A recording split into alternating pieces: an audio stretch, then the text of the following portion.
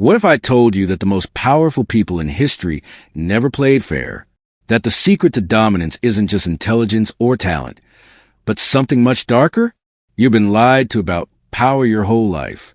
Everything you've been taught about fairness, morality, and success is a carefully crafted illusion. The real world doesn't reward the most honest or the hardest working. It rewards those who understand control, manipulation, and strategy.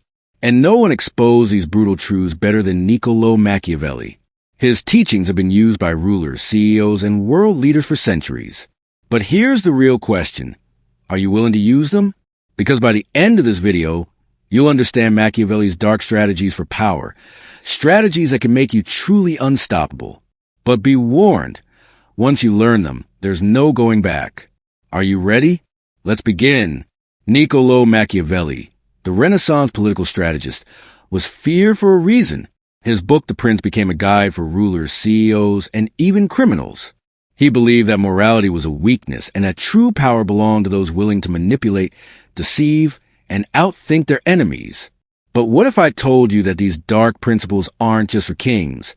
They can give you an edge in today's world.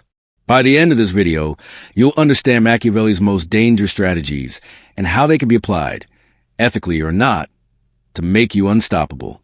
The power of perception. Machiavelli had one unshakable belief. It's better to appear good than to actually be good. Why? Because perception is more powerful than reality. People don't follow truth. They follow confidence, authority, and the illusion of certainty.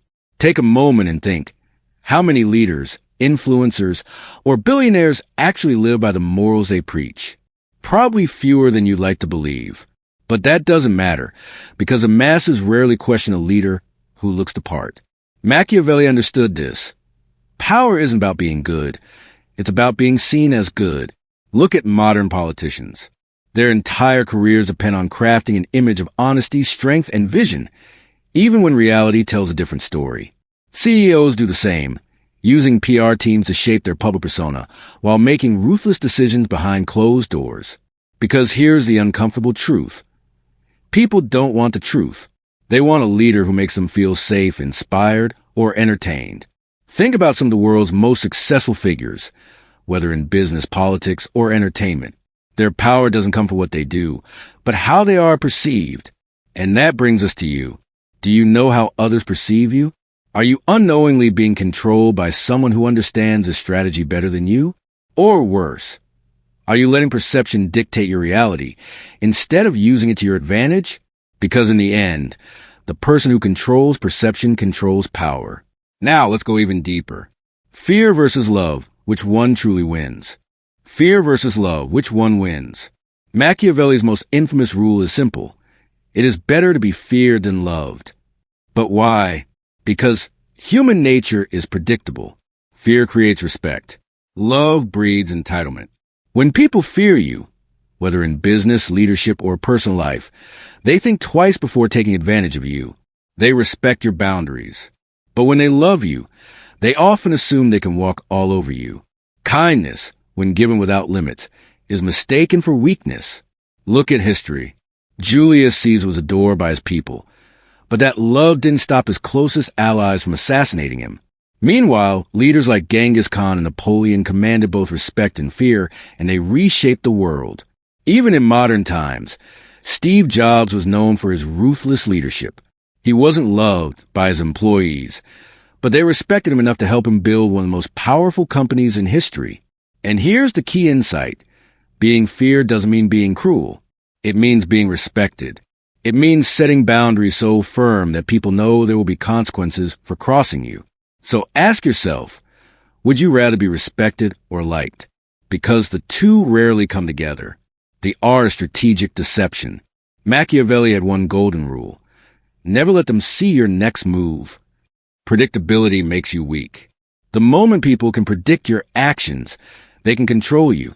But when you're unpredictable, you become a force they can't counter. Throughout history, deception has been the greatest weapon of the powerful. Napoleon misled his enemies with fake retreats. Sun Tzu spoke of using feints in war. Even modern CEOs and world leaders craft illusions to keep competitors guessing. Look at Elon Musk.